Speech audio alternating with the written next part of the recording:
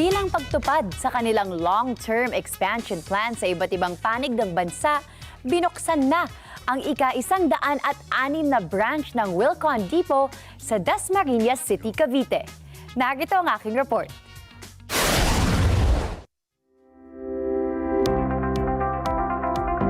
Formal nang binuksan ng Wilcon Depot ang ika-106 na sangay nito sa buong bansa na matatagpuan sa mataas na Kahoy, Molino, Paliparan Road, Barangay Salawag, Dasmariñas City, Cavite. Ang pagbubukas na ito ay bahagi ng patuloy na pagpapalawak ng kumpanya upang mas mapalapit ang kanilang mga produkto at serbisyo sa mas maraming Pilipino.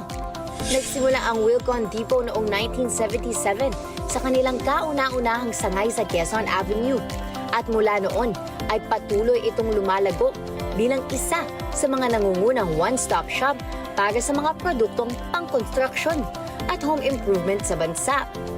Ayon sa pamunuan ng Wilcon, layunin ng pagbubukas ng new branch na matugunan ang tumataas na pangangailangan sa dekalidad ng materyales sa construction at makapagbigay ng mas maraming oportunidad sa lokal na komunidad.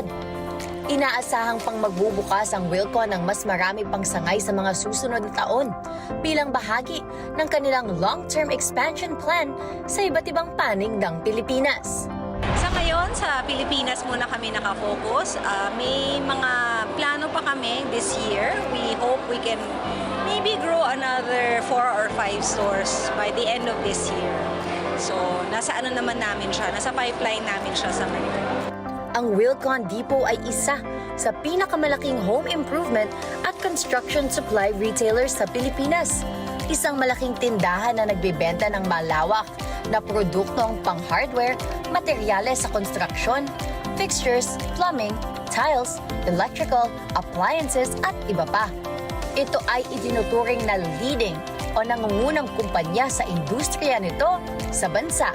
Talagang unique selling proposition namin or ang kakaiba dito sa amin, the customer experience or the customer journey. So as you can see here, it's comfortable, it's air-conditioned, it's organized, no, na naka-categorize yung mga products and ease of shopping around and looking at the different designs. And meron din kami syempre mga salespeople na makakapag-assist.